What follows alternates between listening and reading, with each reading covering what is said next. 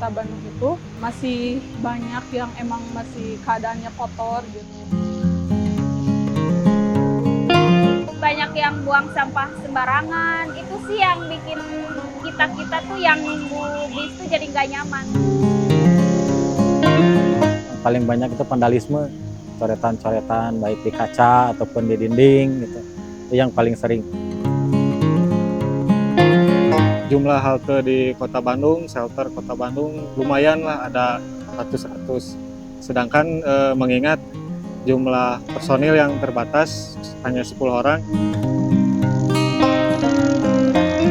Lebih ke apa ya? Pengabdian terhadap kota tercinta lah.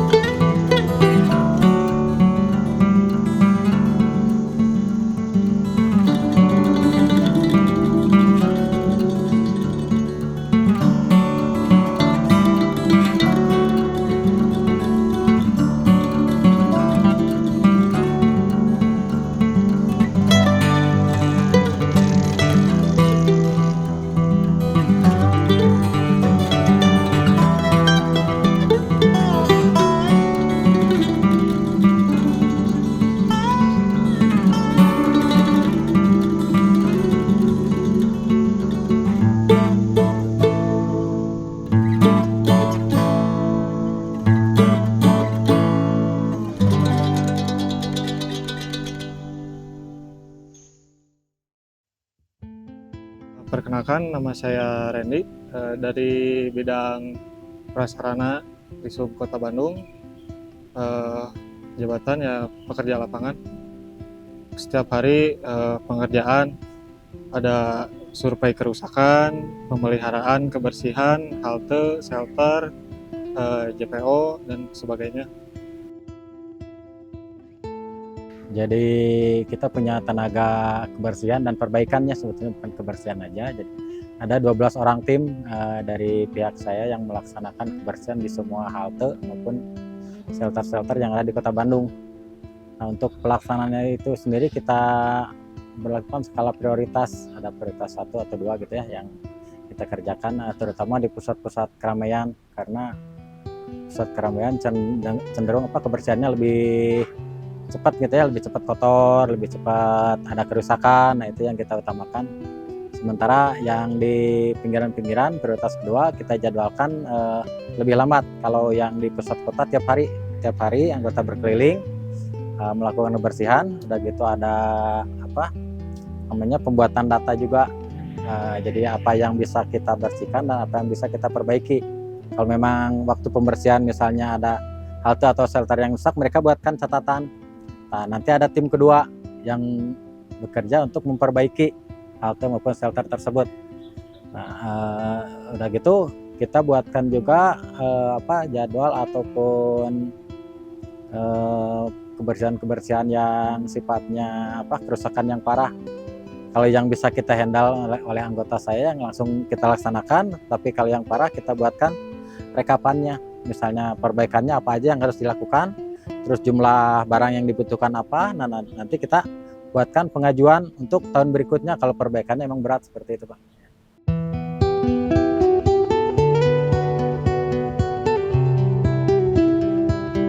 Kalau kebersihan itu yang paling banyak itu vandalisme, coretan-coretan baik di kaca ataupun di dinding gitu.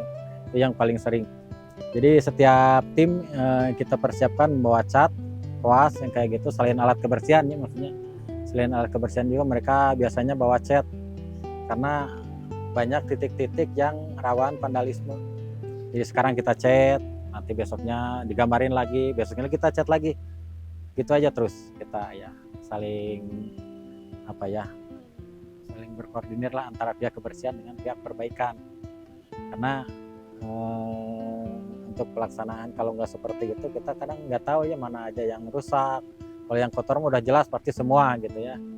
Terutama di musim hujan. Di musim hujan itu paling banyak kebersihan kotor lantai atau apa gitu karena pijakan kaki kan itu. Udah gitu banyak titik-titik yang ditempati oleh pemulung. Itu paling sering kotor itu yang pemulung itu. Kadang kalau yang halte-halte biasa paling kotor-kotor bekas kaki atau makanan. Kalau mereka kadang buang sampah di situ. Kadang buang kotoran juga di situ. Nah, itu yang rawan-rawan. Biasanya di halte-halte yang jarang dipakai sama penumpang. Jadi ada beberapa titik halte ataupun shelter yang penumpang malah enggan gitu naik di situ. Mereka lebih memilih di luar atau di mana gitu. Padahal tempatnya sudah dibuat senyaman mungkin. Kita kasih kursi gitu ya, kita kasih informasi-informasi yang mungkin mereka butuhkan kayak rutenya kemana, terus kendaraan apa aja yang lewat di jalan itu sebetulnya itu sudah kita upayakan seperti itu. Cuman mungkin masyarakat lebih berpikir kalau misal naik angkutan itu begitu keluar gang naik gitu, jadi nggak berpikir wah itu ada halte jarak 50 meter gitu. Jadi kesadaran masyarakat belum sampai ke situ. Kondisi di lapangan kalau vandalisme ya misalkan sekarang udah dibersihin, malamnya pasti coret-coret lagi, besoknya dilihat udah kotor lagi kan. Kalau misalkan kebersihan dari halte sekarang misalkan dibersihkan, nah 2 jam kemudian juga kan belum tentu bersih karena satu kondisi di pinggir jalan kan debu atau segala macam.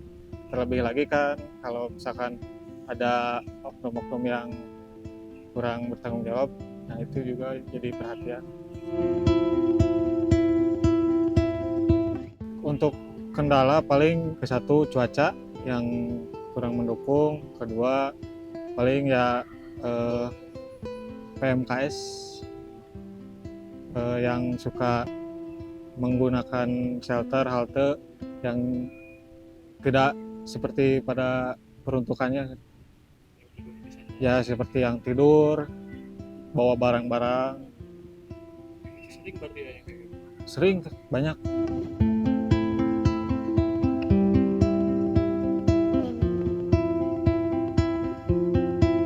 Ya kayak mereka tuh buang sampah sembarangan, kayak gitu. Kan ke kita juga jadi gak nyaman, jadi si fasilitas haltenya juga kayaknya kurang kepake gitu kalau kitanya yang mau ke bis atau naik angkutan umum lainnya jadi gak nyaman.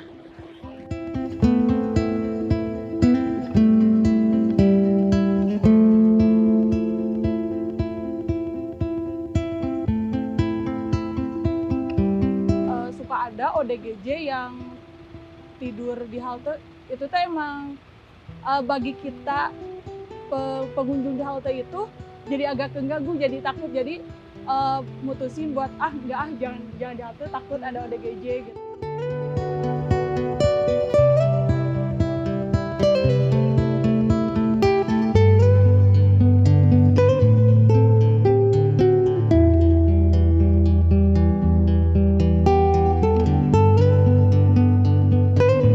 Ya kan akang-akang juga tahu sendiri lah jumlah halte di Kota Bandung, shelter Kota Bandung lumayan lah ada ratus-ratus.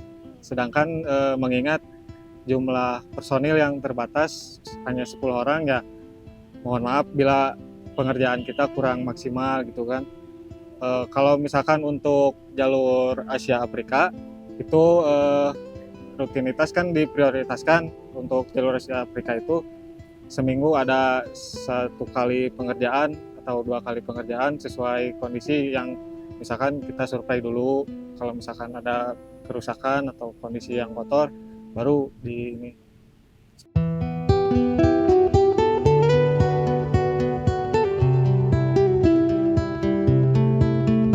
Paling kita di per jalur, misalkan minggu sekarang jalur Bandung Timur dulu kita sisir.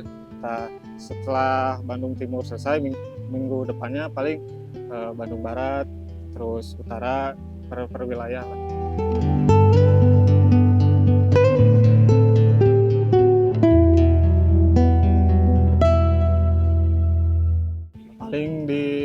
sekitaran pesisir-pesisir, perbatasan kabupaten kota itu kan jarang orang ramai lah.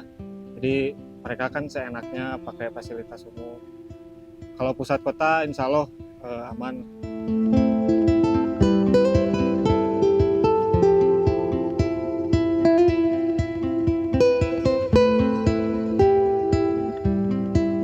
Kalau di lokasi-lokasi yang jarang kita lewatin, kita informasinya justru kebanyakan dari netizen. Cuman sisi buruknya kadang nggak sabaran kalau netizennya. Kita belum perbaiki sehari aja, wah tambah banyak gitu yang komplain segala macam gitu. Sementara untuk perbaikan seperti itu nggak bisa kita awasin, jadi kita perbaikin, begitu beres nanti sorenya udah ada lagi yang coret-coret. Jadi mereka berpikir kita nggak perbaiki, padahal kita perbaiki, sorenya rusak lagi, besoknya harus diperbaiki lagi, yang seperti itu kendala yang beratnya. Tapi kita sangat berterima kasih kepada netizen, jadi informasi-informasi kerusakan ataupun kotor kita cepat tahu, itu yang penting. Kita bisa segera tindak lanjuti sebelum tambah parah kan gitu. Mudah-mudahan penyampaiannya juga baik ya, jadi ada kesabaran dari pihak netizen juga kan, karena keterbatasan personilnya di kita mungkin gitu ya, tidak langsung pengaduan besoknya kita kerjain, tapi pasti kita jadwalkan, mau 2 hari mau 3 hari pasti segera kita jadwalkan. Kalau begitu pekerjaan utama yang lain selesai, kita prioritaskan yang netizen itu.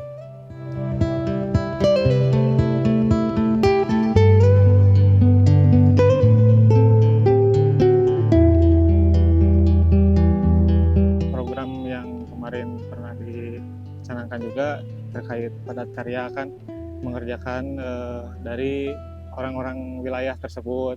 Nah itu juga alhamdulillah cukup membantu untuk kita sebagai petugas pemeliharaan. Mungkin buat kedepannya ya bisa kolaborasi juga, misalkan sekarang ada halte atau shelter yang berada di depan kantor apa gitu kan, bisa berkolaborasi untuk pemeliharaan.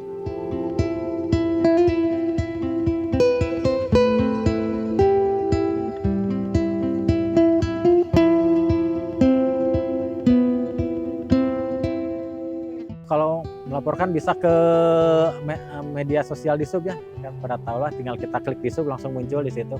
Atau lebih cepatnya lagi ke sarana prasarana transportasi, bidang sarana prasarana transportasi, diklik aja langsung, mau di Instagramnya, mau di Facebooknya ya, itu silakan boleh. Kita langsung DM aja di situ, pasti kita lihat itu. Begitu kita lihat langsung kita masukin jadwal, besoknya bisa langsung diperbaiki. Kalau melalui di Sub mungkin ada tahapannya karena pengelolanya kan di sekretariat, jadi bukan bidang. Tapi kalau medsos bidang sarana prasarana transportasi itu langsung ke kita. Jadi tiap hari anggota saya lihat itu. Kalau ada yang masuk ke kita, apalagi ada fotonya, lokasinya di mana, nah besoknya langsung kita perbaiki. Itu secepatnya. Tidak ada tahapan kita nunggu disposisi dulu dari pimpinan kan. Kalau misalnya langsung ke bidang gitu. Kalau misalnya ke pusat biasanya ada tahapan disposisi, mereka olah dulu di pusat, baru disposisi perbaikan ke kami gitu kan. Tapi kalau langsung ke bidang sarana ya kita perbaiki, kita posting lagi di media yang sama gitu.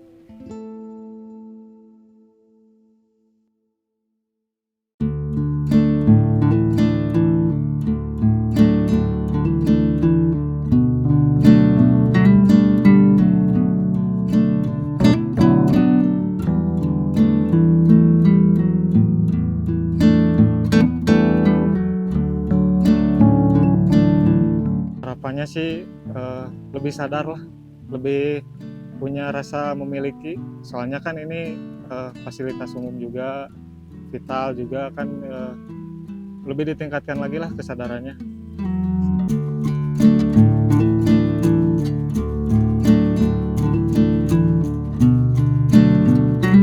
Tolong untuk masyarakat gunakan halte ataupun shelter yang sudah kami bangun, atau gunakan penanda atau signage yang sudah kami bangun, yang kita siapkan tempat duduk dan lain-lain gitu, supaya tidak diisi oleh orang-orang yang tidak ada tujuan lain. Jadi untuk kayak ODGJ dan segala macamnya, kalau emang haltenya kita isi, saya yakin hal itu tidak akan terjadi. Nah, untuk misalnya kalaupun ada yang kurang puas, ya boleh kita adukan ke kami, apa sih yang dibutuhkan oleh masyarakat. Nanti mungkin bisa kita akomodir, kita laksanakan. Yang penting saling mendukung ya masyarakat, kita siapkan apa yang masyarakat butuhkan, tolong digunakan supaya terlihat keberfungsiannya gitu ya, supaya tidak dicoret-coret orang-orang yang tidak jelas seperti itu. Ya minimal kita jaga sama-sama. Jadi masyarakat juga ikut menjaga fasilitas yang dibangun dari pajak masyarakat.